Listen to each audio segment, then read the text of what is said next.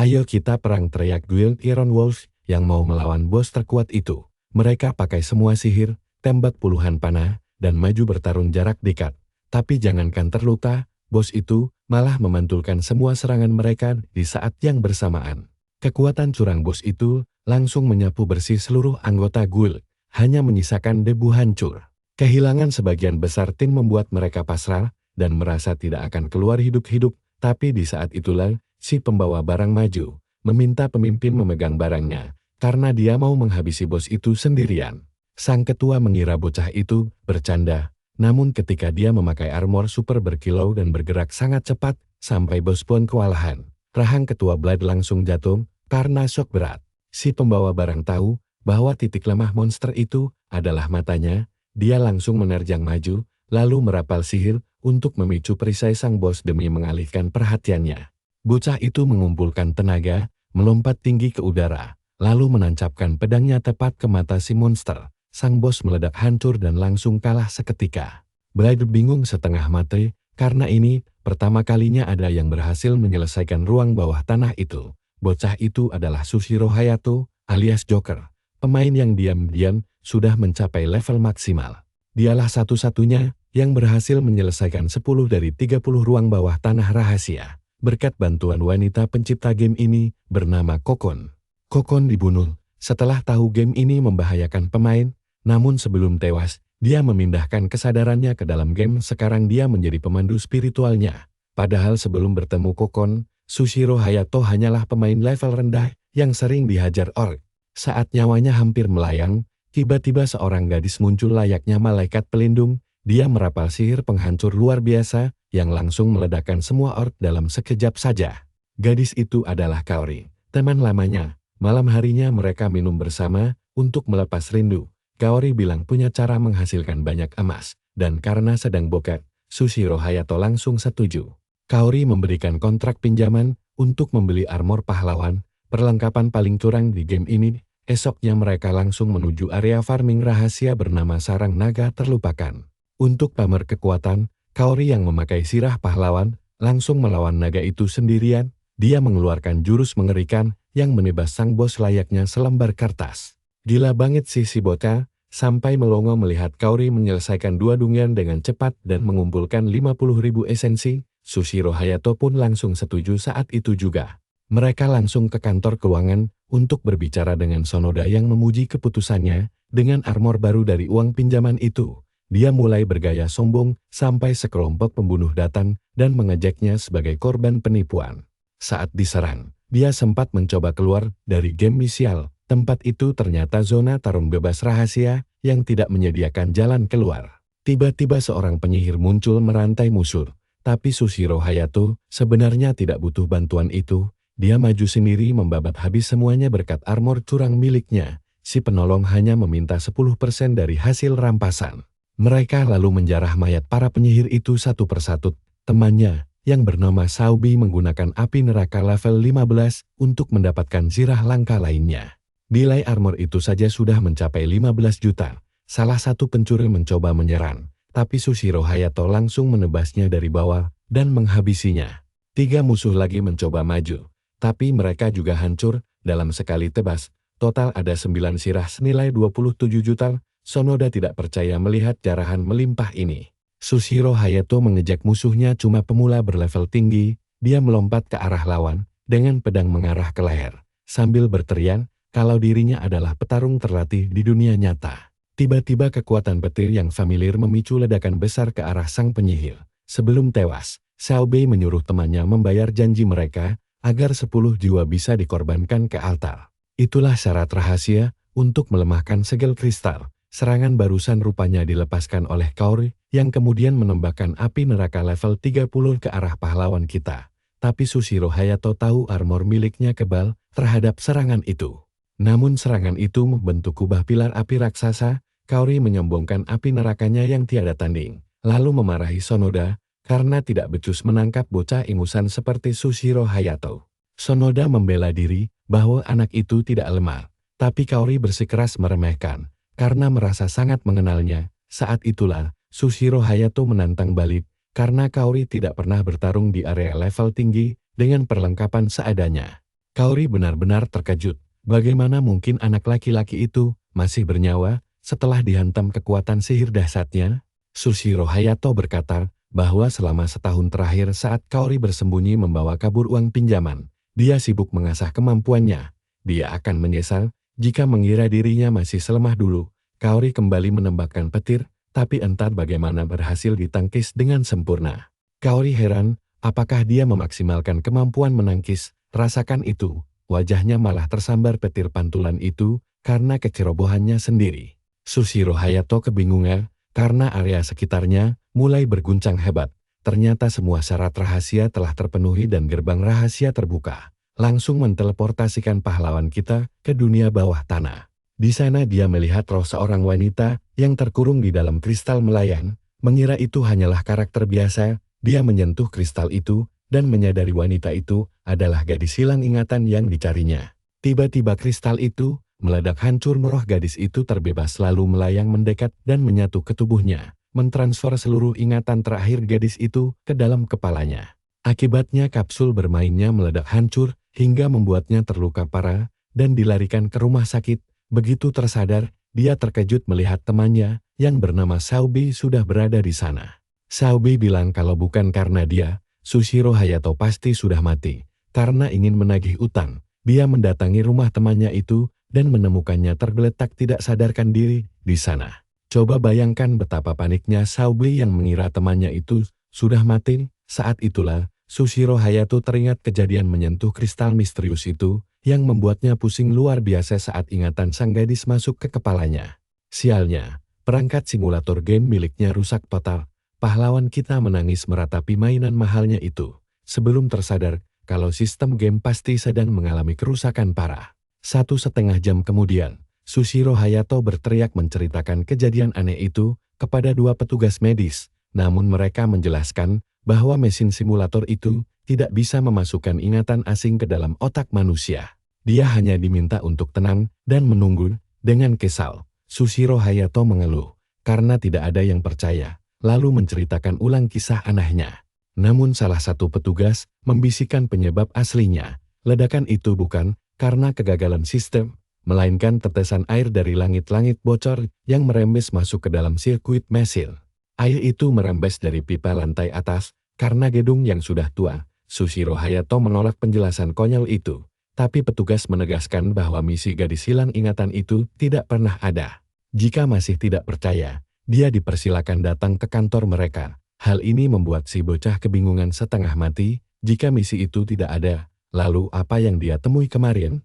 Mendadak Sonoda muncul bersama anak buahnya menuntut pengembalian barang atau nyawanya melayang. Sushiro Hayato tidak tahu bagaimana mereka bisa melacaknya ke rumah sakit, tapi dia memilih kabur secepatnya. Setelah memindahkan lokasi penjualan barangnya, dia pulang membawa mesin baru, namun biaya sewanya sangat mahal. Setelah membayar utang ke Xiaobi, dia benar-benar bokek ditambah zirah sisa tidak laku karena statusnya yang buruk. Tapi setelah menjual semua barang dan melunasi utang, dia masih memiliki sisa sekitar 300.000. Sekarang, pahlawan kita berniat membuktikan apakah semua ini hanyalah kesalahan sistem. Dia pun kembali ke Eldorado, namun tempat itu tampak sunyi senyap. Curiga ada pemain lain yang menggunakan mode senyap. Dia mengaktifkan jam deteksi dan ternyata memang tidak ada siapa-siapa.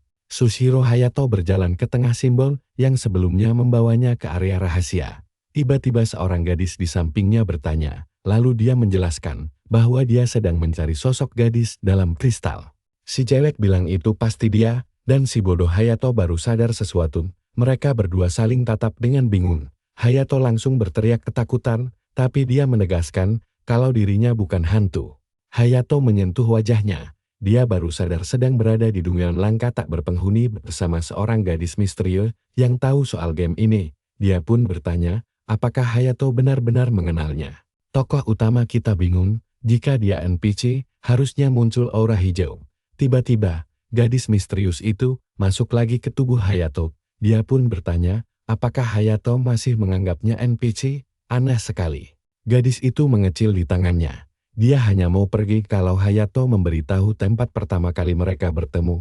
Mereka berjalan melewati tanah gersang sambil membahas ingatan gadis itu yang hilang secara misterius. Hayato mengaku hanya merasa pernah melihatnya, tapi lupa di mana. Anehnya, kemarin dia sempat mengaktifkan quest tersebut, tapi sekarang quest itu malah menghilang tanpa jejak. Padahal si gadis jelas-jelas ada di sebelahnya.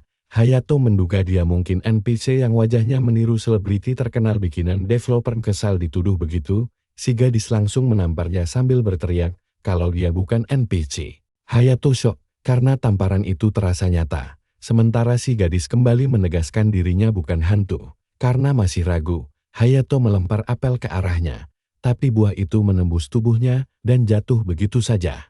Hal itu membuat Hayato makin pusing. Si gadis menjelaskan kalau dia hanya bisa menyentuh Hayato karena cowok itulah yang membangunkannya. Singkatnya, tidak ada orang lain yang bisa melihat atau menyentuhnya selain Hayato. Hayato merasa agak canggung, sekaligus penasaran dengan situasi ini. Dia bergumam kalau jadi NPC itu berat, membuat si gadis berteriak membantah. Namun bagi Hayato, kalau dia bukan player, pilihan lainnya ya cuma jadi NPC. Sementara itu, seekor elf mengawasi mereka dan bertanya pada Kaori, apakah cowok itu yang membawa kabur uang Presiden Mizuki? Kaori mengiyakan dan mengeluh gara-gara bocah itu, mereka kehilangan 40 juta. Si elf mengejek kalau bocah itu kelihatan bodoh. Kaori setuju, tapi mengingatkan kalau kemampuan pari bocah itu sudah level maksimal dan misi utama mereka hanyalah merebut kembali armor pahlawan miliknya. Usumi Shingan, player level maksimal, sekaligus salah satu yang terbaik di game ini, meminta bayaran 5 kali lipat. Kaori berjanji akan membayar mahal asalkan tugasnya cepat selesai. Sambil menyiapkan busurnya, si elf sombong ini sesumbar hanya butuh 1 tembakan. Tapi tunggu dulu, si gadis merasakan bahaya, lalu mendorong Hayato agar tidak kena tembak. Anak panah itu pun meleset tipis, membuat Usumi benar-benar melongo kebingungan. Kaori sempat bersorak gembira karena mengira tembakannya kena. Namun, si pemanah malah kesal karena targetnya bisa menghindar. Serangan balik langsung diluncurkan, walau sayangnya belum mengenai mereka berdua. Kini protagonis kita sudah bersiap bertarung. Kaori yang melihat sendiri bagaimana Hayato menghindari anak panah itu, langsung tidak percaya, mengingat Usumi adalah pemain terbaik peringkat 82. Dengan kesal, si pemanah menyiapkan serangan berikutnya yang sangat kuat, hingga memicu gelombang kejut. Saat Hayato bersiap melakukan pari, si gadis misterius malah menendangnya sekuat tenaga. Usumi curiga bocah ini tahu kemampuannya. Si gadis menjelaskan kalau musuh sengaja membidik sudut yang gampang memicu pari agar Hayato lengah. Dia tahu kalau pemanah itu punya skill khusus untuk menembus pertahanan armor yang lebih kuat darinya. Padahal, Hayato yang polos ini sama sekali tidak tahu soal skill langka tersebut. Usumi mendapatkannya dari hadiah quest rahasia, menjadikannya satu-satunya pemain di dunia yang memiliki kemampuan langka itu. Mustahil bocah ingusan itu mengetahuinya. Pasti cuma kebetulan semata. Karena ingin pamer di depan Kaori, Usumi langsung mengaktifkan skill panah satelit, meskipun dia tidak bisa menyerang selama 3 detik setelahnya. Anak panah itu pecah menjadi banyak proyektil, memaksa Hayato berlari menyelamatkan diri. Usumi yakin serangan badai panah ini tidak akan bisa dihindari.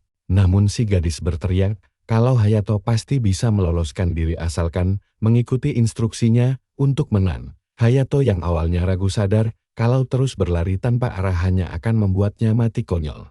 Apalagi dia tidak sudi armor pahlawannya direbut kembali oleh mereka. Akhirnya, Hayato memutuskan bertaruh dan mengikuti arahannya. Karena tidak punya pilihan lain, Usumi sendiri heran melihat bocah itu tiba-tiba berhenti berlari. Hayato pun bergerak sesuai perintah si gadis misterius, memicu ledakan dahsyat yang langsung menyapu bersih seluruh proyektil tersebut.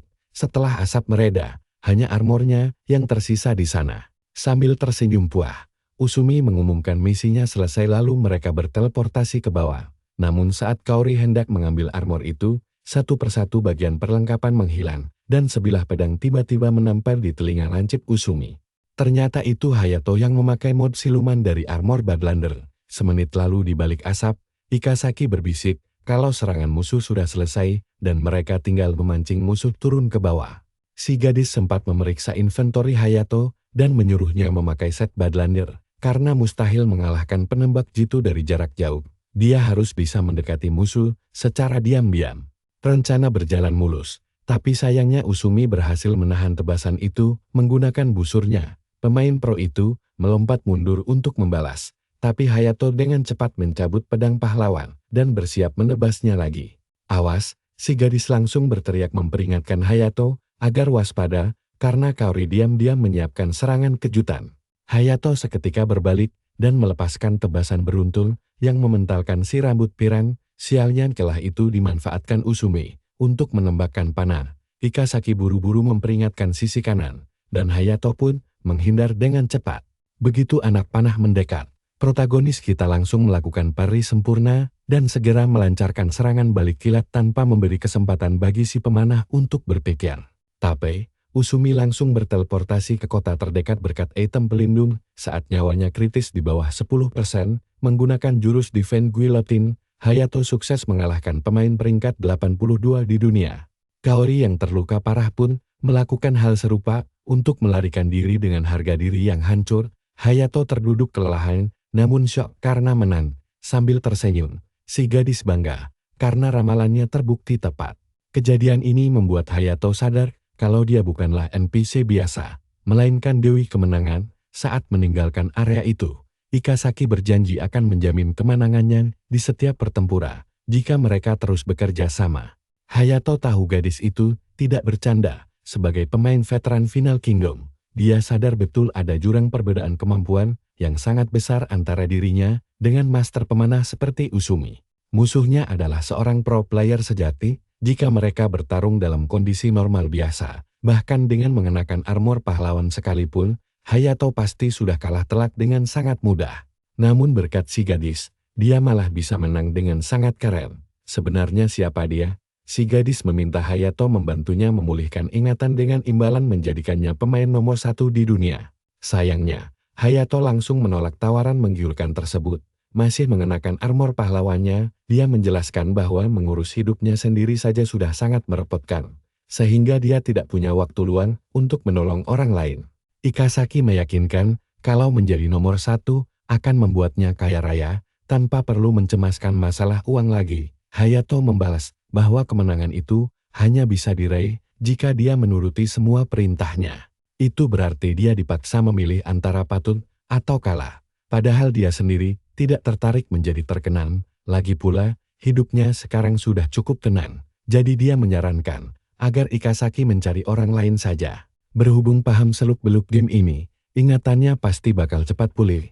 Si gadis panik setengah mati saat Hayato mendadak logot, karena tidak ada orang lain yang bisa diajaknya bicara. Sementara di dunia nyata, Kaori dimarahi habis-habisan karena rencananya gagal total dan bosnya rugi lebih dari 40 juta. Kaori berkilah bahwa pemain pro yang dikirim bosnya tidak becus bekerja. Tepat saat Sonoda hendak menampar si pirang, seseorang langsung menahannya. Pria misterius itu berkata bahwa membuat keributan tidak akan mengembalikan uang mereka, dan Kaori harus bersyukur karena presiden masih berbaik hati tidak menamparnya. Pria itu lalu memastikan apakah Hayato benar-benar mengalahkan Usumi Shingen, dan Kaori membenarkannya. Bahkan si pemanah sendiri mengakui kekalahannya. Sungguh aneh melihat pemain biasa bisa menggila seorang profesional berpengalaman.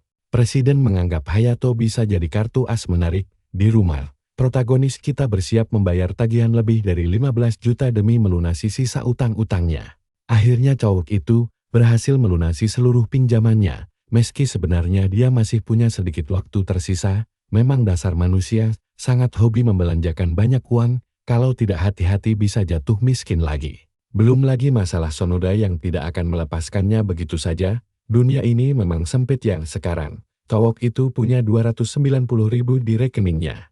Mungkin dia agak serakah, karena sebenarnya bisa tinggal di kamar yang lebih murah dan kecil. Si tokoh utama kita juga sempat berpikir untuk jalan-jalan ke luar negeri. Tapi untuk sekarang, itu cuma mimpi saja sih. Lagi pula, kalau dipikir-pikir, Final Kingdom juga bisa dibilang semacam liburan kan. Sementara itu, si gadis sudah murung seminggu penuh menunggu Hayato kembali. Tiba-tiba, dia muncul di belakangnya. Dia langsung memeluk erat dengan tenaga luar biasa. Hayato bertanya kenapa dia masih di sana. Si gadis memintanya memikirkan kembali tawaran kemarin karena mereka bisa menemukan cara untuk membuat cowok ini kaya raya. Tapi pahlawan kita masih belum paham dan sama sekali tidak tertarik. Jadi dia menyuruhnya mencari orang lain saja. Tapi Ayasaki bilang, tidak ada ruginya mendengar dulu, karena rencananya tidak akan membuatnya terkenal. Hayato pun setuju, dan dia langsung terkejut mendengar rahasianya. Gadis itu menggenggam tangannya, dan berjanji akan menunjukkan jalannya. Kuil Terkutuk adalah sebuah dongeng legendaris yang kabarnya belum pernah diselesaikan oleh siapapun sejak game ini dirilis. Dia menjelaskan, kalau mereka berhasil, dia bisa mendapatkan buku langka yang sangat diinginkannya, tapi si tokoh utama merasa bodoh karena mengikutinya hanya demi sebuah buku, apalagi tempat itu sangat mengerikan. Namun, gadis itu meyakinkan dia bakal kaya raya di sana. Hayato membantah, mustahil dilakukan. Bahkan jika 5 guild terbaik dunia bersatu, mereka tetap tidak akan bisa menyelesaikannya. Dan para pemain yang nekat masuk ke sana berjanji untuk tidak membocorkan monster apa yang ada di dalam, atau berapa jumlah lantainya. Mereka hanya bilang tempat itu dirancang agar tidak ada pemain yang bisa menang. Secara teknis, mereka harus menunggu keruntuhan alami untuk menyelesaikannya. Dia menjelaskan bahwa Final Kingdom adalah game virtual reality buatan FK Software yang diadaptasi dari buku. Jadi quest di dalamnya mengikuti alur cerita karya aslinya. Faktanya, pengetahuan dari buku itu sangat memengaruhi skill dan strategi di dalam game. Mendengar itu, si gadis ingin tahu apa hubungannya dengan dongeng ini. Ternyata dahulu kala, sesosok Raja Iblis turun ke benua yang damai dan menghancurkan segalanya di sana. Untuk membinasakan monster itu, seluruh raja di benua mengumpulkan pasukan besar untuk menyerang balik. Tapi mereka semua malah kalah telak oleh kekuatan luar biasa sang Raja Iblis. Jadi, Pangeran Edward dari Kerajaan Aslam menawarkan tubuhnya sendiri sebagai wadah untuk menyegel monster tersebut. Namun, melakukan itu di tubuh manusia fana berarti dia hanya bisa bangkit kembali saat wadah tersebut mati. Demi mencegah hal itu, Edward memasuki Kuln untuk melindungi tubuhnya dari dunia luar, tapi 500 tahun kemudian, fisiknya mulai melemah, benar-benar melemah secara alami. Menahan kekuatan Raja Iblis pun menjadi sangat sulit, hingga suatu hari gelombang energi kegelapan mengalir dari tubuh si tua itu, melahirkan 12 Raja Iblis baru dan merusak keseimbangan seluruh dunia. Di dalam game, para pemain bertugas menjadi pahlawan yang menyelamatkan dunia. Berdasarkan perkembangan cerita, mereka saat ini baru mencapai chapter 2. Sang Raja Iblis bangkit kembali, dan Edward yang sudah tua pun mati. Namun, beberapa pro player mencoba membuka segel sihir itu secara paksa dengan membunuh 12 iblis dan mempercepat jalannya chapter 2, tapi mereka selalu gagal total di kuil terkutuk itu. Sambil tersenyum manis, Ayasaki bilang itu artinya mereka berdua yang akan menjadi pahlawan pembuka chapter 2. Hal ini membuat Hayato sangat panik dan menegaskan kembali bahwa mustahil menaklukkan tempat ini sebelum Edward mati. Tapi dengar ini gadis itu dengan tenang mengaku tahu cara menaklukkan kuil tersebut. Rasa percaya dirinya membuat pahlawan kita kebingungan. Dia menegaskan bahwa sejak pertarungan kemarin, harusnya Hayato sadar kalau mereka pasti bisa. Si cowok langsung teringat pertarungan luar biasa sebelumnya, dan Ayasaki menyerahkan keputusan kepadanya untuk percaya atau tidak lagi pula. Ini bukan area pertarungan antar pemain, jadi kalaupun dia mati di sana, item miliknya tidak akan hilang. Kali ini, dia tidak sendirian lagi. Apa salahnya mencoba?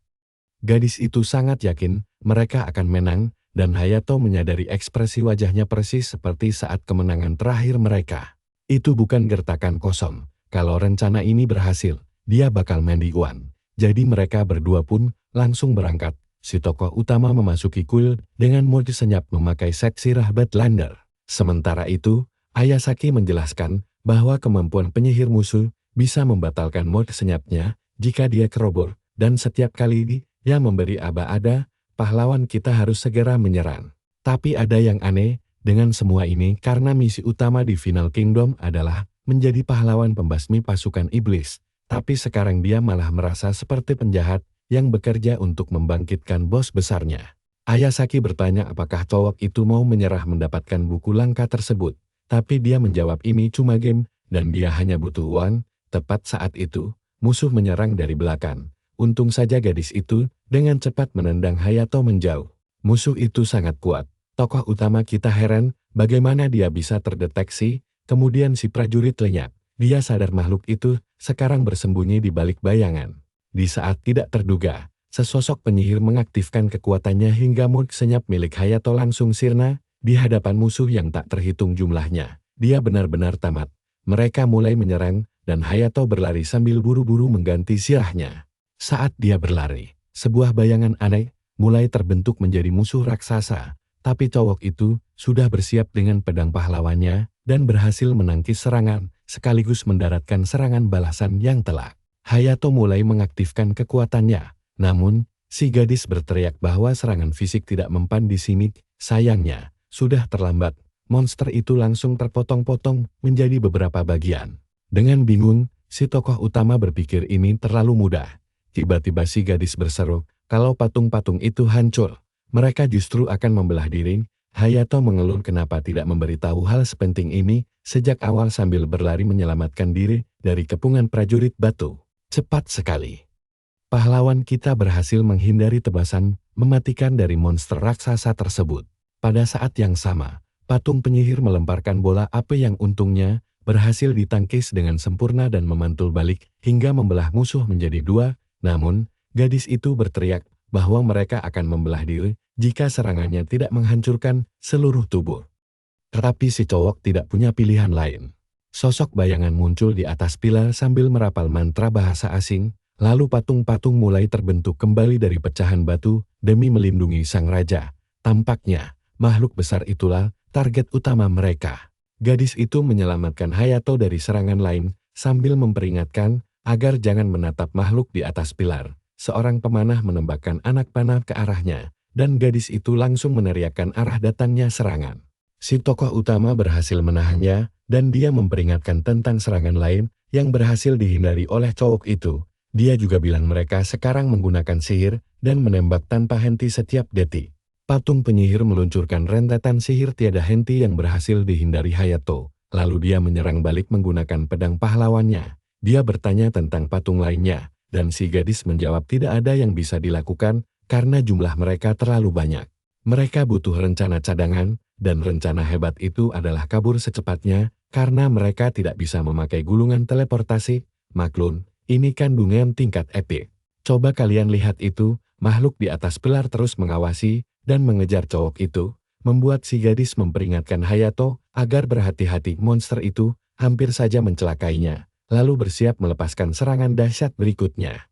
Raja Pari kita berhasil menangkis serangan itu lagi dan mementalkan makhluk besar itu hingga terbang jauh dengan gelombang kejut yang dahsyat. Begitu menyentuh tanah, monster itu langsung menerjang ganas, tapi untungnya berhasil ditangkis lagi dalam pertarungan epik ini. Hayato meluncurkan tebasan pedang langsung ke arah makhluk batu itu, tapi tentu saja serangan tersebut tidak cukup untuk mengalahkannya. Jadi si tokoh utama terus maju, melancarkan beberapa serangan cepat tanpa jeda. Keduanya menyerang bersamaan hingga senjata mereka berbenturan keras dan menciptakan ledakan dahsyat. Musuh tidak akan membiarkan mereka lolos begitu saja. Gawat. Hayato pun bertanya, apakah ada jalan keluar lainnya? Gadis itu punya rencana aneh dan langsung menendang Hayato ke arah musuh yang secara tak terduga membuat pedangnya menancap sangat dalam ke dada makhluk batu tersebut. Pedang itu tertancap erat di tubuh batunya, tapi gagal membunuhnya. Memberi celah bagi monster raksasa untuk menendang Hayato. Musuh merobek luka di dadanya. Boom. Dia meledak menjadi kepulan bayangan hitam. Si tokoh utama sangat kebingungan dengan situasi ini, tapi Ayasaki menjelaskan kalau kelemahannya terletak pada inti tubuhnya. Hayato sebenarnya bisa melakukannya lebih awal, sebelum dia membuat patung-patung itu membelah diri. Ini adalah strategi yang sangat sulit dilakukan bagi mereka yang berada di kelas warrior. Sekarang satu-satunya jalan keluar adalah terus menghancurkan patung batu sampai dia menyuruh pergi. Dengan bingung, Hayato bertanya, apakah mereka tidak akan membelah diri lagi? Dan Ayasaki menjawab, dia punya rencana matang. Lalu si karakter utama terus lanjut menangkis serangan dengan sangat sempurna, tapi tanah di bawah kakinya mulai retak hancur karena tebasan musuh yang kelewat berat. Meski dia cuma bertahan saja. Berikutnya, cowok itu mencoba menyerang patung lain, tapi Ikusaki menjelaskan kalau mereka memakai sirah pelindung. Hayato pun langsung mengincar bagian leher mereka dan menebas titik lemah patung batu itu dengan pedangnya secara presisi. Satu demi satu penjaga batu berhasil dihancurkan, tapi patung penyihir malah mulai merapal mantra sihir. Ikusaki menyuruh si bocah menangkis, dan dia mementalkan semua serangan itu tanpa ragu. Alhasil, Semua mantra itu malah memantul balik dan menghancurkan patung mereka sendiri. Hal ini bikin monster raksasa itu kesal setengah mati, sampai mengoceh menggunakan bahasa asing yang tidak dimengerti. Nah, lihat ini musuhnya malah nge-cheat pakai jurus cloning bayangan, dan sekarang mereka bangkit lagi buat ngelindungin si kakek. Pasukannya bahkan bertambah, sampai 2 kali lipat lebih banyak sekarang. Mulai panik, kalau kita mengandalkan saran dari Ikusaki yang yakin taktiknya bakal berhasil. Saat musuh maju menyerang bersamaan, si cewek langsung menyuruh Hayato untuk segera mengubah posisi dari menyerang ke bertahan penuh. Dia menangkis semuanya, sementara para pemanah terus menyerang tanpa henti. Ikusaki terpaksa menendang si bocah agar tidak terkena tembakan energi merah yang sangat mematikan itu, karena Hayato sibuk menahan serangan dari arah depan. Hampir saja kena.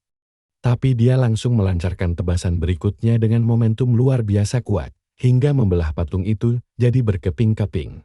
Berkat peringatan cepat Ikusaki soal serangan dari arah kiri, si karakter utama berhasil mementalkan panah-panah itu. Sialnya, serangan dadakan dari belakang langsung mengenai pinggang si bocah dan menusuknya hingga tembus ke depan. Hujan panah masih terus berlanjut tanpa henti. Hayato pun terpaksa meminum ramuan stamina tingkat menengah. Di saat bersamaan, simbol ungu mulai memicu ledakan racun dahsyat dan Ikusaki menyuruhnya mementalkan ledakan itu ke arah bos. Si bocah langsung melakukan itu, musuh kaget. Tapi sayang, makhluk tersebut masih sempat menghindar di detik-detik terakhir. Tembakan racun bertubi-tubi datang lagi, tapi semuanya berhasil dipantulkan balik ke arah lawan. Salah satu tembakan mengenai bahu si monster hingga tubuhnya mulai meleleh. Di momen inilah, Ikusaki sadar kalau si bos perlahan menambah jumlah bayangannya. Biar bisa menang, satu-satunya cara adalah membuat musuh meleleh sampai habis. Hayato terus menangkis sambil berteriak lantang kalau monster itu tidak bisa kabur lagi. Boom, si bos akhirnya meleleh sepenuhnya dan patung lain ikut hancur. Ikusaki langsung sombong karena dugaannya dari awal memang sangat tepat. Untung saja mereka cukup beruntung bisa memicu ledakan racun sampai 5 kali berturut-turut. Kalau tidak, mereka pasti sudah kalah. Sihir ini biasanya diabaikan para penyihir karena damaginya yang tergolong sangat kecil. Padahal jurus ini baru bisa dipelajari saat mencapai level 50. Menariknya, ini adalah satu-satunya sihir yang punya kemampuan khusus untuk melelehkan patung batu hitam yang keras itu. Alasan Ikusaki menyuruhnya terus menyerang adalah demi memancing keluar skill ledakan racun tersebut. Sambil tersenyum manis, Ikusaki menggandeng tangan Hayato dan mengajaknya untuk segera naik ke lantai berikutnya. Walau Pangeran Edward dari Kerajaan Aslan telah mengorbankan dirinya demi menyegel Raja Iblis 500 tahun lalu, jika dia mati, monster raksasa itu akan bangkit kembali. Semakin dia melemah, semakin sulit menahan kekuatan iblis tersebut. Kini mereka berdua sudah berada di kuil terkutuk lantai 39. Langsung berhadapan dengan monster elang raksasa berkepala 3, inilah bos terakhir yang sesungguhnya. Kalau Hayato sampai gagal di sini, semua perjuangan mereka bakal sia-sia. Si bocah mengangguk paham sambil menghindari serangan cepat. Ketiga paruh monster itu menembakkan sihir api dan es ke arahnya. Namun sang master tangkis sukses memantulkan semuanya. Melihat celah, Ikusaki berteriak kalau tanda silang di leher tengah adalah titik kelemahannya. Hayato langsung menerjang maju dengan kekuatan penuh dan menghantam monster itu tepat di sasaran. Monster itu menjerit kesakitan saat tubuhnya mulai hancur. Belum puas, si bocah menusukkan pedangnya lebih dalam lagi hingga dia naik ke level 75 yang merupakan batas maksimal. Lantai terakhir akhirnya bersih. Sekarang tinggal tersisa sang pangeran legendaris, Edward. Ikusaki memperingatkan, jika dia sampai kehilangan semangat bertarung sedikit saja, mereka bakal kalah telak, karena musuh kali ini jauh lebih kuat dari semuanya. Gerbang pool terbuka. Hayato menyahut bahwa dia tahu Edward adalah salah satu karakter terkuat di game. Di atas singgasananya, Edward bergumam kesal melihat ada bocah ingusan yang berani menantang maut di tempat terkutuk ini. Aura kegelapan mendadak menyelimuti ruangan, membuat pertahanan fisik Hayato anjlok 100% akibat efek sihir kutukan. Edward mengamuk karena istirahatnya diganggu, dan kini pertahanan sihir si bocah juga ikut turun 100%. Hayato sadar kalau kondisi ini membuat serangan kecil pun bisa berakibat sangat fatal baginya. Edward berteriak menyuruhnya membayar dengan nyawa, hingga stamina si bocah mendadak turun 100%. Musuh langsung bangkit berdiri dan bersiap menghabisi si karakter utama kita. Untungnya, Ikusaki dengan sigap menendang Hayato menjauh. Jika tidak, dia pasti langsung tewas terkena tebasan pertama yang sangat mematikan itu. Edward mulai curiga melihat si bocah masih bisa menghindar tanpa stamina sama sekali. Ikusaki langsung menjambak rambut Hayato yang mengeluh kesakitan, padahal dia mengaku bisa menghindar sendiri. Padahal, kalau tidak dibantu si cewek, kepala si bocah mungkin sudah melayang sedari tadi. Serangan senjata gelap Edward benar-benar sangat cepat dan kuat sampai mementalkan Hayato, lalu mengejarnya dengan kecepatan yang tak bisa dikejar Ikusaki. Aduh, kalian mikir si karakter utama kita beneran bakal tamat? Untung saja dia si Raja Tangkis yang selalu punya cara buat mementalkan benturan pedang itu. Meski efek tangkisannya kali ini agak aneh. Tubuh si bocah menghantam dinding dengan keras, karena tidak punya pertahanan fisik maupun sihir lagi. Apalagi staminanya sudah terkuras habis, dan teknik tangkisannya kini sudah tidak berfungsi maksimal. Mustahil rasanya bisa menang melawan musuh sekuat ini. Hayato masih mencoba bertahan sebisanya memakai kelincahan dan pedang tuanya. Tapi Edward yang haus darah sudah bersiap melancarkan serangan mematikan berikutnya. Rentetan serangan bertubi-tubi datang tanpa jeda sama sekali. Karakter utama kita kewalahan menahan semuanya, dan parahnya lagi, pedangnya mulai retak. Hayato sadar kalau musuhnya memang sengaja mengincar pedang itu sejak awal. Sekali tebas lagi, pedang itu pasti akan patah menjadi dua. Untungnya Ikusaki segera menarik si bocah menjauh, membuat Edward kebingungan sebelum akhirnya berbalik untuk mengincar pedang itu lagi. Si bocah kini terduduk lemas meratapi pedang pahlawan mahalnya yang hancur berkeping-keping, hingga lenyap tak tersisa. Ikusaki menyuruhnya berhenti merengek dan tetap fokus bertarung, karena Edward tidak akan memberikan mereka waktu bernapas. Gadis itu tersenyum lega saat melihat musuh mengangkat tangannya, lalu segera menarik Hayato agar terhindar dari gelombang kejut yang berhasil menjebol dinding ruangan dan menyuruh si bocah berlari ke sana. Di balik reruntuhan, ada seksirah baru yang luar biasa keren. Perlengkapan perang itu sengaja ditinggalkan pahlawan terdahulu yang melawan Raja Iblis 500 tahun yang lalu. Edward menyadarinya dan tampak agak gelisah karena teringat akan teman-teman lamanya dahulu. Sayangnya si bocah bodoh ini tidak bisa berlari akibat kehabisan stamina, sehingga Ikusaki terpaksa menarik lalu melempar tubuhnya seketika. Hal itu membuat si pangeran murka, karena tidak rela perlengkapan rekannya dikotori oleh orang asing. Tebasan pedangnya memicu gelombang petir hitam raksasa yang langsung melesat mengejar si karakter utama kita.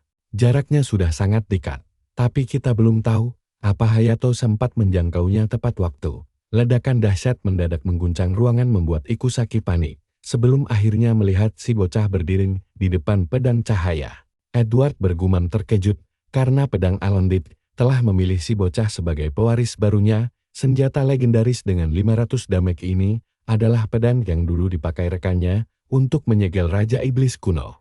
Hayato sendiri bingung kenapa senjata itu memilihnya.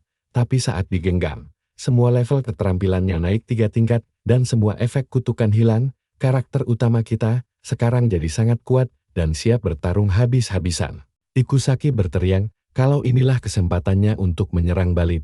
Hayato pun menerjang maju sambil memuji kehebatan pedang barunya, lalu mengaktifkan skill khusus Alonit yang cuma bisa dipakai 5 kali sehari saja. Pertarungan sepertinya akan segera berakhir.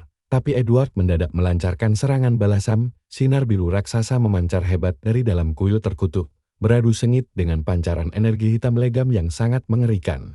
Kedua energi itu menyatu hingga memicu ledakan ungu dahsyat yang terlihat sampai keluar kuil. Karakter utama kita terkapar tanpa zira karena ketahanannya habis, sementara Edward tampak masih berdiri dengan sangat bugar. Karena si bocah pendarahan dan terus kena damage sementara si bapak masih segar bugar.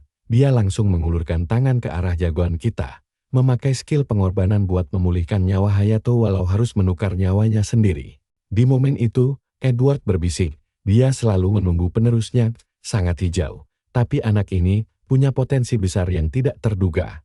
Energi dan memori perang pria itu mengalir ke dalam tubuh si bocah, teman-temannya gugur, membuat Edward bersumpah tidak akan pernah memaafkan Raja Iblis. Dia menembus setiap serangan monster itu, dan menumbangkan sang raja dengan kekuatan murni. Edward tahu risiko itu, tapi dengan menancapkan Alondit di dada Raja Iblis, dia bisa menyegelnya. Monster itu berteriak bahwa segel manusia fana akan hancur begitu Edward mati, dan dia akan bangkit kembali ke dunia ini.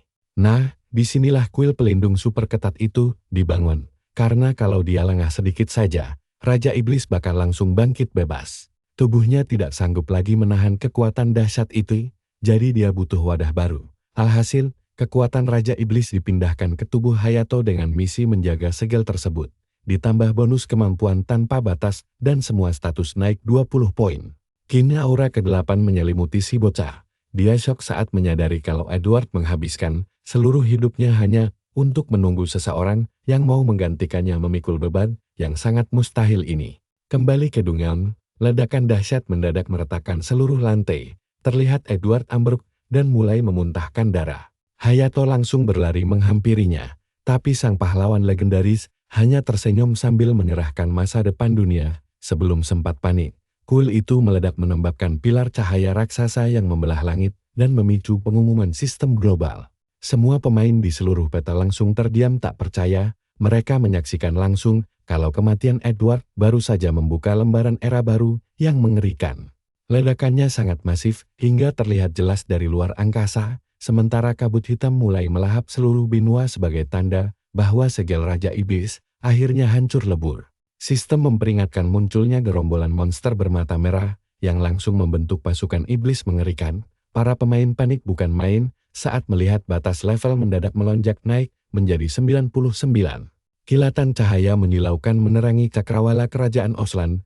Sang Raja Elf yang berdiri di balkon langsung tertegun menyaksikan fenomena aneh yang terjadi di hadapannya.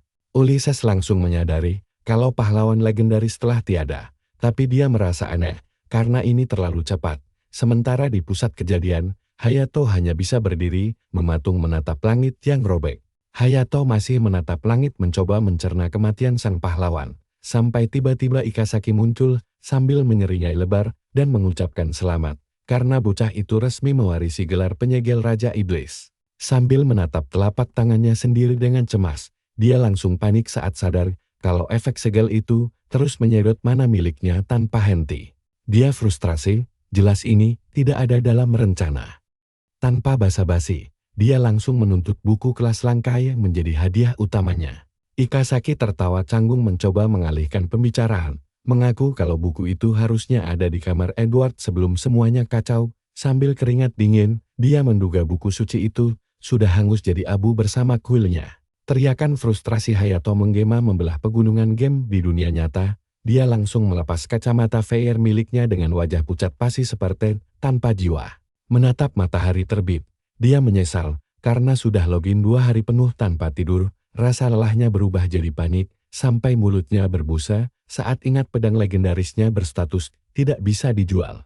Kalian bayangkan saja kepanikannya. Gelar penyegel itu malah terkunci permanen di akunnya sementara armor mahal seharga jutaan miliknya hancur lebur tanpa sisa. Hancur lebur. Dia langsung ambruk ke lantai sambil menangisi kerugian konyol ini. Membayangkan hantu Ikasaki mengejeknya dengan pose damai. Tubuhnya gemetar habat sampai tidak sanggup berdiri lagi. Dia terjatuh lemas dan meratapi perutnya yang sangat lapar. Apalagi jam menunjukkan pukul 6:35 pagi.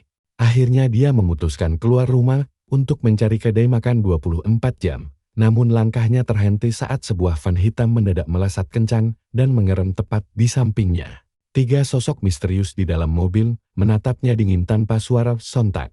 Hayato langsung berkeringat dingin karena tahu bahaya besar sedang mengintainya. Sang bos menyuruh anak buahnya memastikan wajah korban sambil merenggut paksa karung di kepalanya. Hayato hanya bisa berkedip kebingungan saat mendapati dirinya terkepung di tanah. Matanya membelalak. Dia mengenali para penculik itu, teringat saat dia merampok kelompok malang ini sendirian di gurun pasir. Pria berkacamata dengan setelan jas langsung berteriak menuntut barang mereka kembali, atau dia akan mati. Sadar diculik gara-gara jarahan game, dia hanya bisa tersenyum kecut, karena tamat sudah riwayatnya. Di tempat lain, suasana berpindah ke sebuah apartemen sunyi. Terlihat Soma sedang rebahan di kasurnya sambil menggerutu, karena harus mengalah sengaja dalam pertandingan melawan pemula. Dengan wajah bosan, Soma menghela napas panjang mengingat tawaran konyol yang diterimanya. Dia tahu arena bawah tanah memang diabaikan profesional, tapi tempat itu sebenarnya dipenuhi para veteran legendaris. Sambil menggaruk kepala, dia tahu para veteran itu bertarung mati-matian demi menang. Membayangkan dirinya masuk ke neraka itu saja sudah membuatnya muak. Kesal setengah mati, dia mengacungkan jari tengah ke langit-langit sambil mengumpat.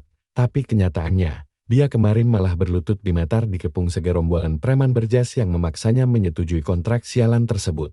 Souma mendengus malas. Dia memilih tidur untuk melupakan semua penghinaan tadi. Sementara pemandangan kota malam mulai menguasai layar.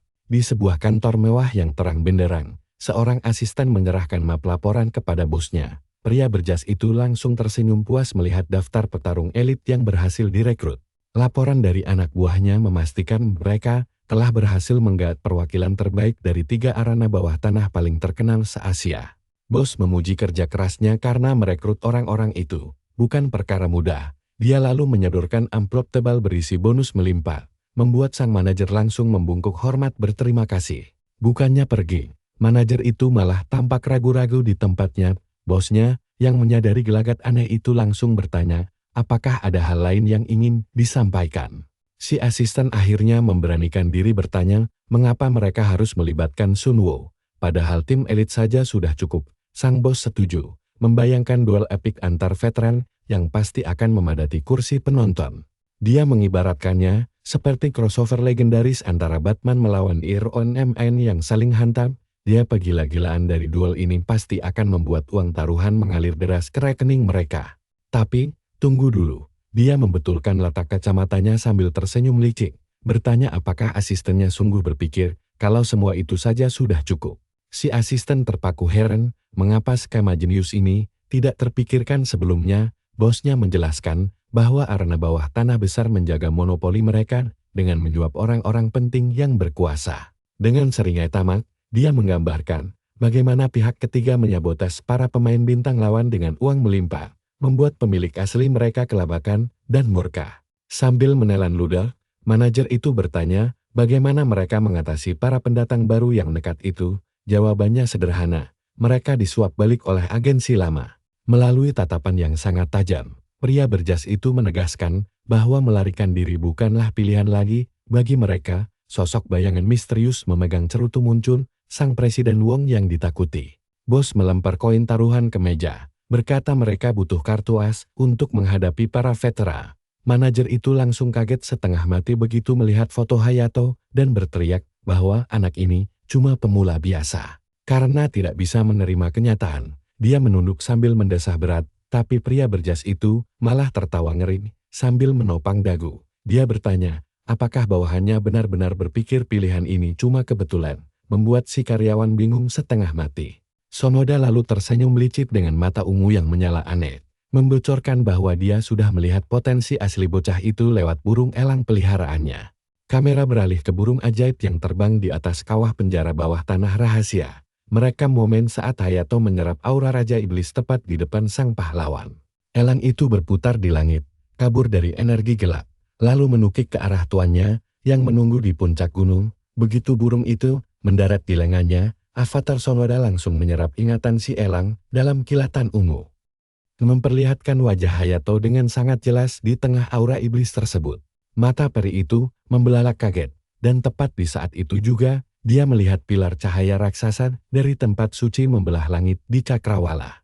Asli gila, wajah Sonoda di dunia nyata langsung tersenyum serakah begitu sadar kalau dia baru saja menemukan rahasia terbesar di seluruh server ini. Tanpa tahu apa-apa, sang manajer yang terkapar di lantai cuma bisa menebak-nebak apa sebenarnya yang dilihat si Boa, sampai berani mempertaruhkan masa depan perusahaan demi bocah asing. Saat berjalan melewati lorong, sang manajer berpapasan dengan seseorang yang bersandar di dinding, yang ternyata adalah pemain pro Sojit Hyuk dengan tatapan yang sangat tidak ramah.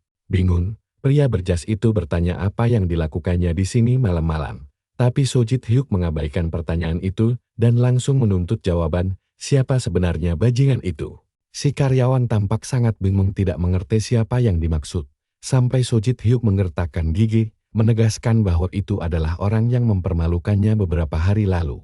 Manajer langsung paham setelah mengingat kekalahan memalukan si veteran dari Hayato. Lalu bertanya kenapa dia mencarinya di tempat ini. Sojit Hyuk tersenyum licik dan berkata bahwa perusahaan juga rugi jutaan dolar gara-gara si pemula. Jadi mereka pasti sudah melacaknya. Sambil panik, pria itu mencoba menghentikan niatnya dengan mengingatkan kalau dia saja babak belur dihajar bocah itu. padahal sudah bertarung berdua secara tim. Sojit Hyuk menggertakkan gigi menahan amarah, karena diingatkan pada rasa malu itu, hilang kesabaran, dia maju dan mencengkeram keras sang manajer yang ketakutan, tapi tetap mengejeknya, bertanya apakah dia cuma mau beralasan kalau dia sedang lengah saja.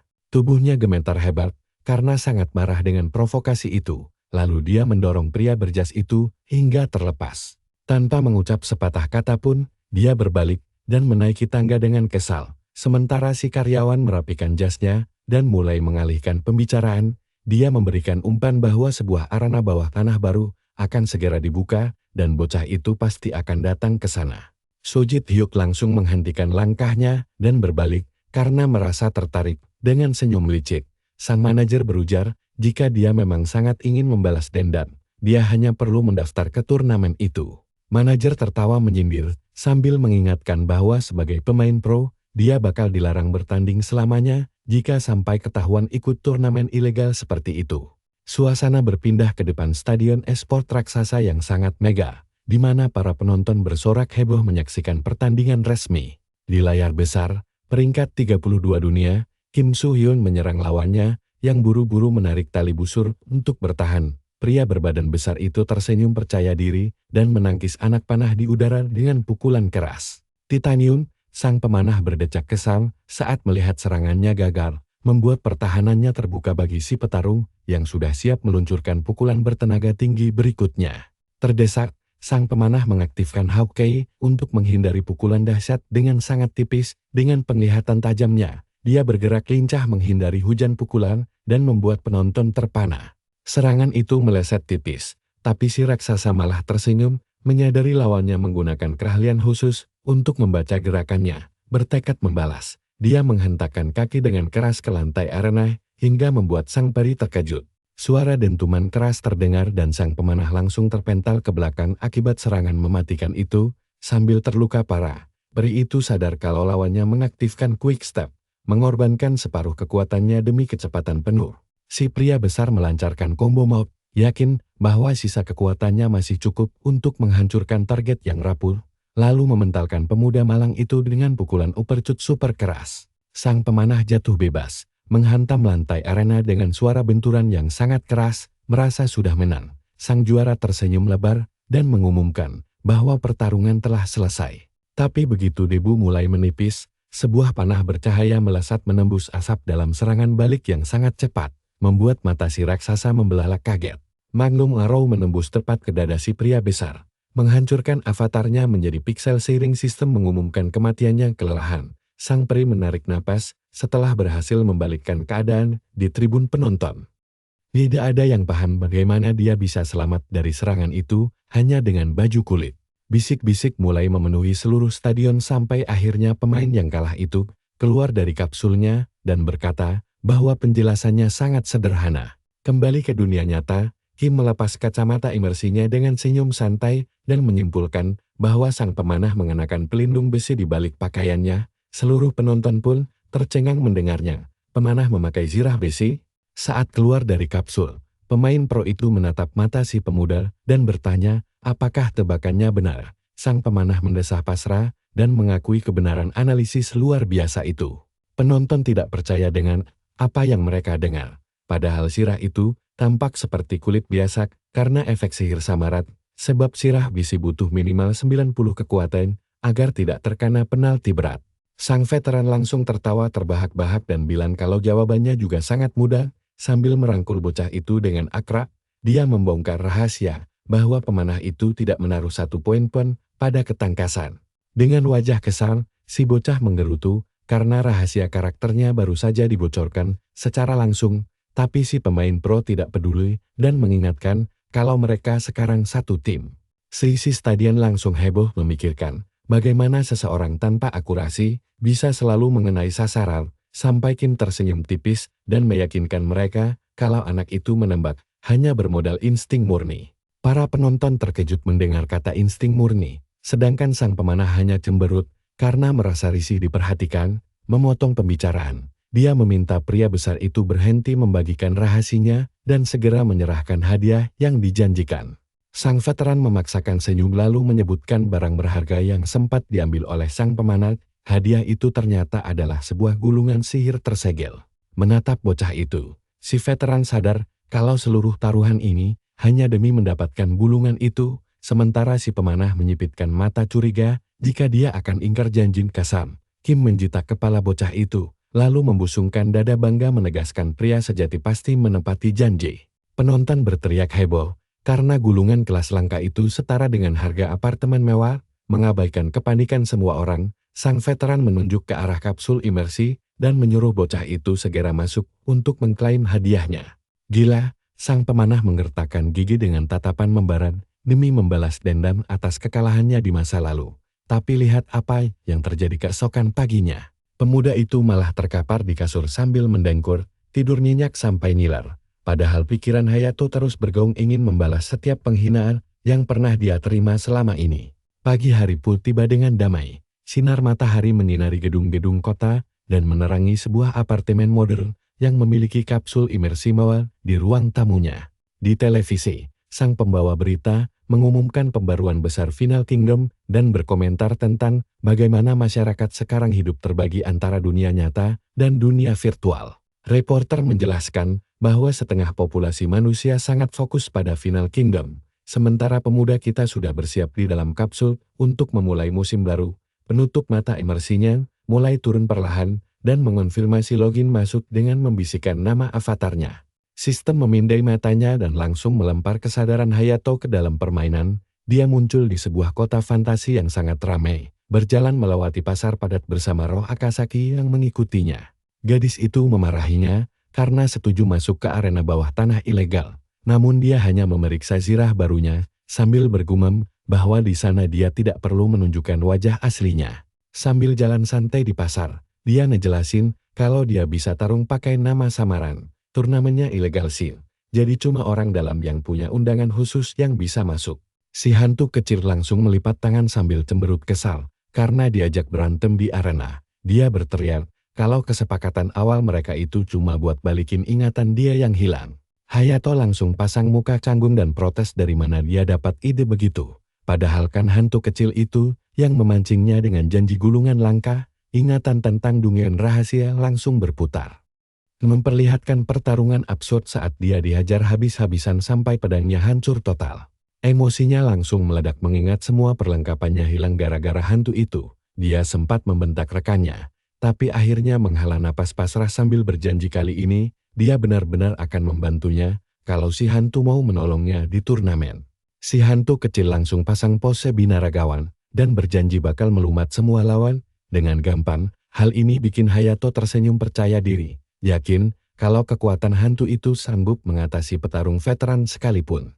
Tapi obrolan mereka mendadak terhenti saat matanya tertuju pada sebuah barang aneh. Dia pun mengambil pelindung dada berkilau yang belum pernah dia lihat sebelumnya. Antar muka sistem menampilkan statistik pelindung dada Peterson, bikin dia melongo melihat bonus pertahanan dan HP yang gila pada item yang cuma berperingkat B+ ini. Sambil berteriak, dia menuntut penjelasan dari mana pedagang kucing itu mendapatkan peralatan sekuat ini.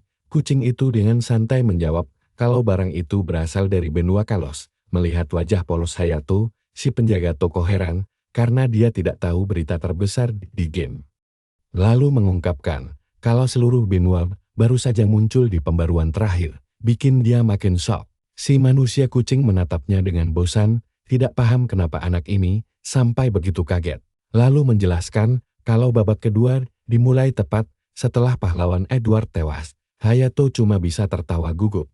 Teringat kalau dialah penyebab kekacauan global ini, namun si pedagang malah memiringkan kepala. Bingung kenapa pelanggannya tidak tahu soal perluasan peta. Keringat dingin pun mulai bercucuran saat si tokoh utama teringat kalau kilatan cahaya di dunia membuatnya tidak sempat melihat notifikasi sistem. Sementara si kucing bersikeras kalau kabar ini sudah habis di berita dunia nyata, biar tidak ketahuan.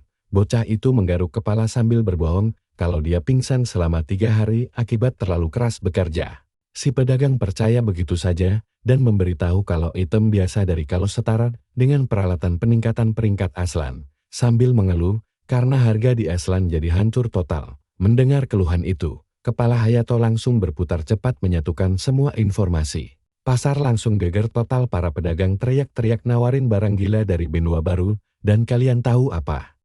Si Hayato cuma bisa bingung, karena terlalu sibuk, sampai tidak menyadarinya sama sekali. Dia langsung berlari kencang, terpikat oleh kilauan gelang ajaib. Pas memeriksa aksesoris itu, dia hampir kena serangan jantung sambil meneteskan air liur saat melihat item peringkat A ini memberikan bonus kecepatan serangan dan pengurangan cooldown yang sangat gila. Kombinasi dewa seperti itu biasanya cuma ada di peralatan peringkat SF. Karena sudah kehilangan akal sehat, dia menabrak orang-orang demi bergegas memeriksa kedai berikutnya.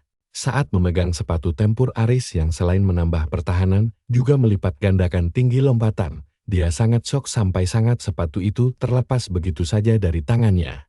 Dengan tubuh gemetar, dia bingung bagaimana zirah seberat ini bisa memberikan bonus mobilitas yang begitu besar. Hingga keringat dinginnya bercucuran menyadari situasi buruk ini, si hantu kecil tidak paham keputusasaannya. Sementara dia bergumam ketakutan kalau metagame ini sudah jungkir balik dia sedang tertidur. Dengan polosnya, hantu itu memiringkan kepala dan bertanya, apa hal itu memang merupakan masalah yang sangat besar. Dia hampir terkena serangan jantung saat tersadar kalau 3 hari sudah berlalu sejak pembaruan. Waktu yang sangat cukup bagi para pesaing untuk mempelajari meta baru dan meracik build yang rusak. Melihat kepanikannya, sang pencipta game menepuk punggungnya sambil tersenyum lebar.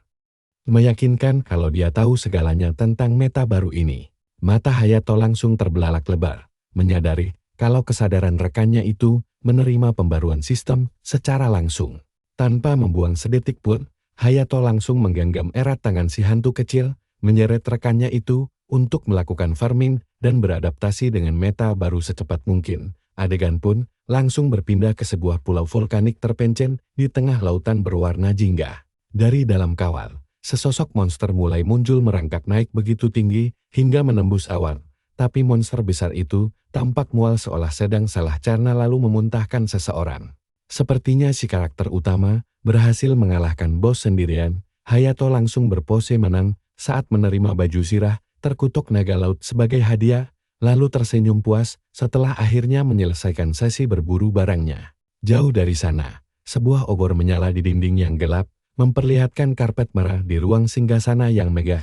Presiden Wong menanyakan status persiapan untuk turnamen bawah tanah mereka. Sambil berlutut, Druid Sung Yun berterima kasih atas investasi besar itu, melaporkan bahwa dia merekrut bintang dari 3 platform arena bawah tanah terbesar. Mengingat banyak orang sudah tidak sabar menunggu acara itu, Wong mengelus janggutnya sambil menyadari kalau acara ini telah menarik para penjudi kelas kakak, lalu tersenyum dengan mata berbinar penuh keserakahan.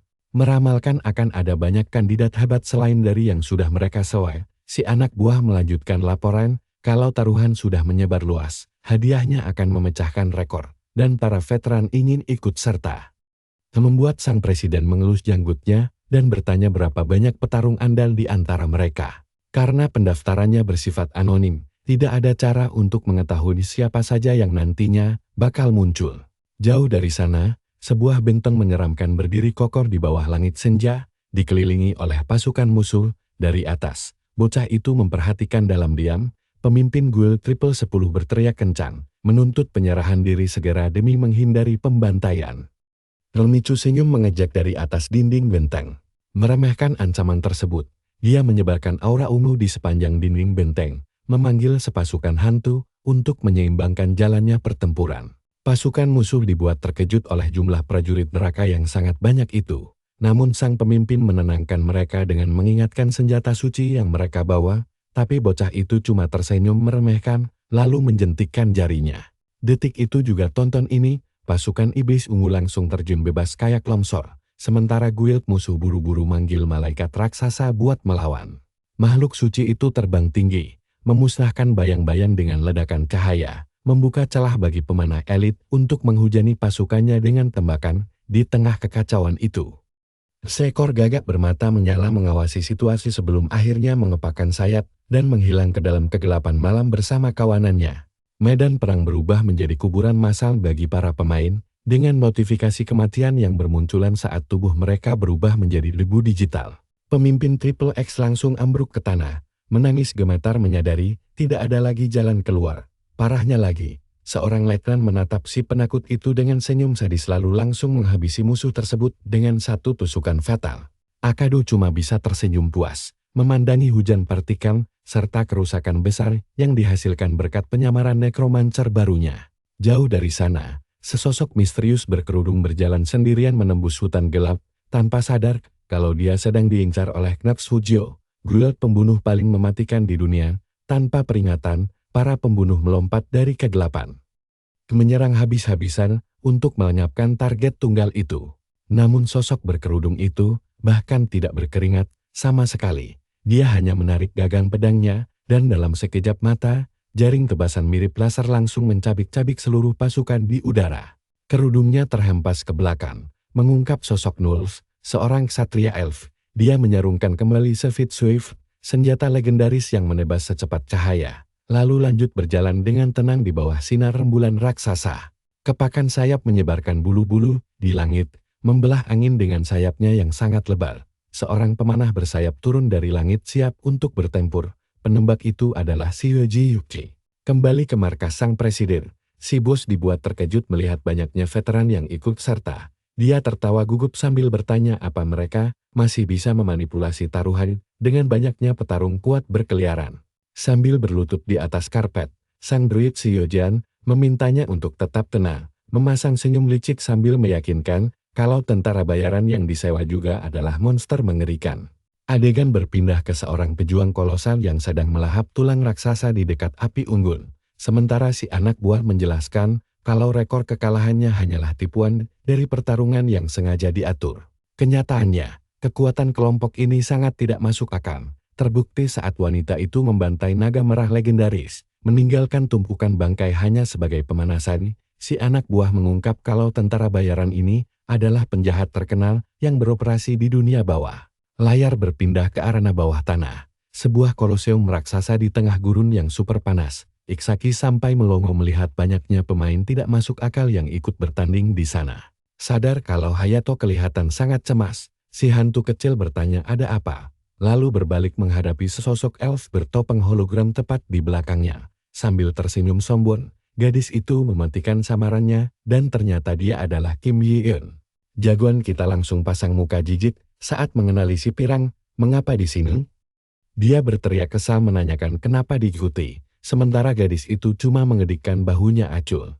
Si pirang menyalakan kembali topeng hologramnya, beralasan kalau bos mengirimnya untuk memandu Hayato sebagai peserta VIP. Mereka pun berjalan masuk ke koridor yang cukup sepi. Di sana, Yeun mengenalkan tamu mereka pada penjaga berbadan besar berkacamata. Pria itu menatap remeh Hayato, merasa dia tidak pantas diistimewakan cuma karena mengalahkan pemain pro yang bahkan belum pernah debut. Hayato langsung emosi karena ingat kalau pria besar ini sebenarnya pernah dia kalahkan dulu. Namun dia menahan amarahnya, lalu berjalan mengekor dalam diam sampai mereka berhenti di depan lingkaran sihir yang bersinar di lantai. Portal menyala, si penjaga menyuruh bocah itu menginjaknya, dan karakter utama kita menurut sambil terus mengumpat dalam hati. Sementara Iksaki malah tertawa terbahak-bahak melihatnya. Sihir teleportasi langsung aktif, menelan jagoan kita dalam cahaya menyilaukan dan melempar mereka ke aula mewah penuh sosok bertopan. Hayato beserta pemandunya tiba-tiba muncul di hadapan kerumunan yang memancarkan aura mengerikan. Nan, kalian lihat sendiri bagaimana pembunuh kejam memenuhi ruangan. Jagoan kita pun celingukan kebingungan bertanya tempat macam apa ini sebenarnya. Si penjaga berkacamata menjelaskan kalau ini adalah ruang VIP khusus pemain pilihan Direktur Mas yang otomatis lolos ke turnamen utama. Jagoan kita langsung menelan ludah karena tertekan. Apalagi ada raksasa yang menatapnya tajam sambil bersedekap.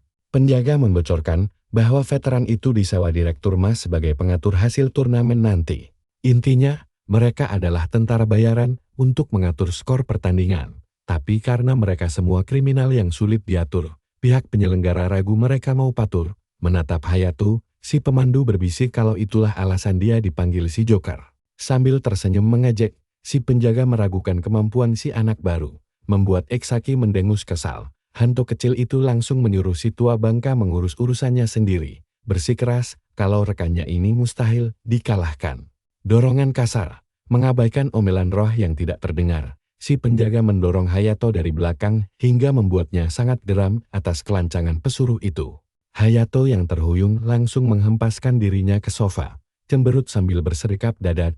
Tiba-tiba suasana cair berkat senyuman lebar pembawa acara bertanduk yang baru masuk dan berterima kasih atas kehadiran mereka semua. Pria itu langsung ke inti acara, menjelaskan bahwa turnamen hanya diikuti 16 peserta, 12 slot sudah diamankan oleh para elit di ruangan ini, sementara 4 sisanya diperebutkan di babak penyisihan sebelum fase gugur dimulai. Sambil berjalan santai di atas karpet, si penyelenggara mengingatkan kalau pundi-pundi uang turnamen ini berasal dari manipulasi taruhan hasil pertandingan. Hal itu memicu seringai licik dari salah satu tentara bayaran yang sadar kalau mereka harus pura-pura kalah sesuai skenario bos. Pembawa acara bertanduk pun mengulurkan tangan, meminta semua orang membuka topeng mereka untuk saling kenal.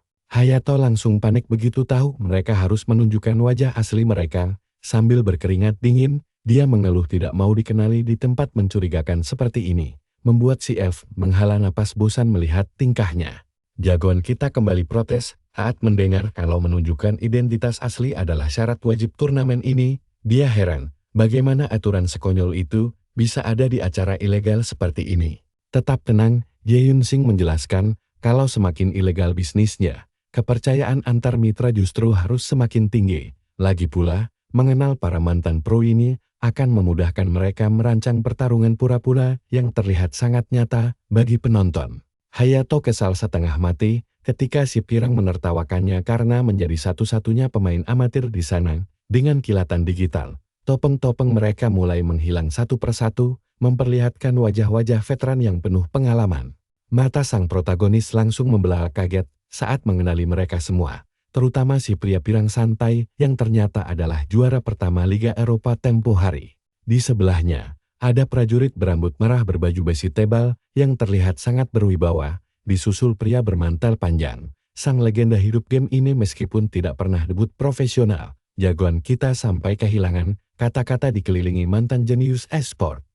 Tapi sesaat kemudian, dia mulai merasa curiga. Menatap sisa kerumunan yang ada, dia jadi makin penasaran dengan para pendatang baru yang aneh.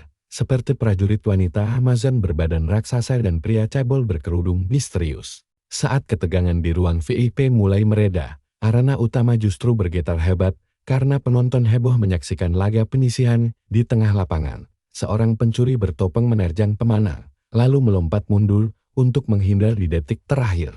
Keduanya saling serang dengan sangat cepat, sampai si pencuri sadar lawannya hanya menghindar demi menguras stamina. Sambil tersenyum yakin, dia terus menekan, meskipun tahu bertarung jarak dekat melawan pemanah itu cukup merepotkan. Kelemahan fatal terungkap, meski mematikan, waktu isi ulang 1 detik adalah kelemahan terbesar pemanah, bahkan jauh lebih cepat dari jampi-jampi penyihir.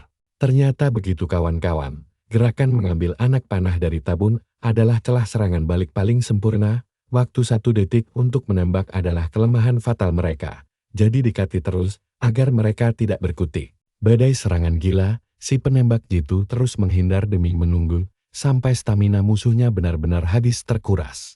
Sadar akan strategi cerdik lawannya, pengguna belati bertopeng itu tersenyum tipis dan membocorkan kalau dia sudah dilengkapi dengan berkat Dewa Hermes. Sepatu BUT tingkat S milik Euledos membuat konsumsi stamina untuk merangsek maju menjadi 0%. Si elf sadar stamina nyalar yang akan habis duluan jika pertarungan terus berlanjut seperti ini. Dia berdecak kesal karena harus mengeluarkan kartu asnya secepat ini di babak penyisihan. Karena tidak punya pilihan lain, dia menyiapkan jurus pamungkas yang menyilaukan, membuat si pencuri terpaku melihat pendaran senjatanya. Panah cahaya melesat membelah udara, memaksa si pencuri tiarap di tanah agar tubuhnya tidak hancur lebur. Si penembak jitu menatapnya tajam tanpa memberi ampun sedikit pun. Dia langsung membidikkan tembakan berikutnya, memaksa petarung bertopeng itu melakukan lompatan akrobatik di udara demi menghindari pancaran laser maut tersebut.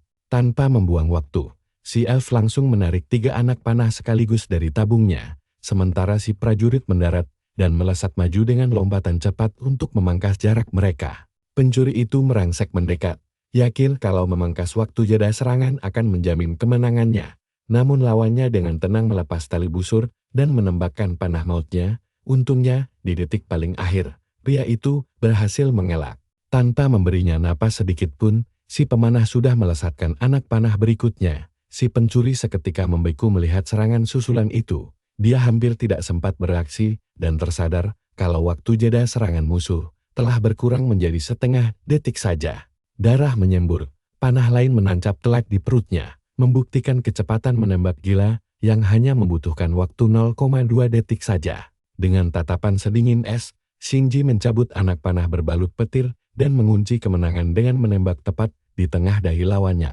Gemuruh penonton langsung pecah seketika di tengah keramaian tribun. Terlihat Ulysses, Raja ke-13 Aslan, tersenyum licik menyaksikan semuanya.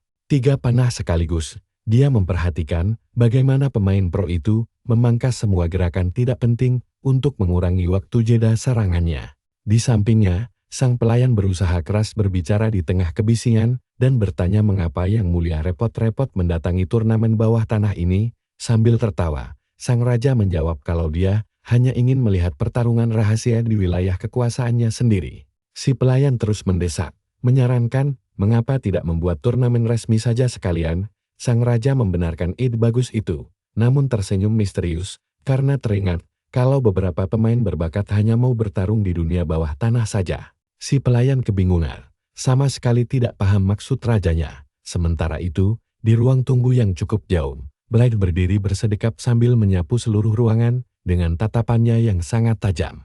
Di dekatnya, jagoan kita tampak menciut di sofa sambil berkeringat dingin, merasa sangat terintimidasi di antara sekian banyak pemain pro kawakan. Pembawa acara bertanduk pun melangkah ke depan aula, mengumumkan bahwa pengundian bagan turnamen utama akan segera dimulai. Dia menyuruh semua orang mengaktifkan mod anonim, lalu cahaya biru terang menyelimuti tubuh para petarung, mengubah penampilan mereka dengan skin game untuk menyembunyikan identitas aslinya. Hayato kaget setengah mati melihat peserta lain tiba-tiba menghilang, tapi si elf di sebelahnya malah memutar bola mata, menyuruhnya berhenti bertingkah seperti pemula, karena itu cuma bikin malu.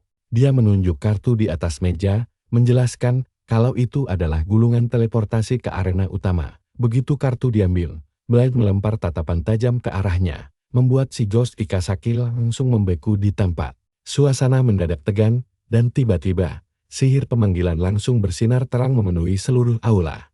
Gadis itu menelan ludah, karena mengira cowok berambut perak itu sedang menatap ke arahnya, tapi belum sempat bereaksi, kilatan cahaya terang langsung menelan mereka berdua. Lamunan si rambut perak mendadak buyar gara-gara pria raksasa berzirah merah muda.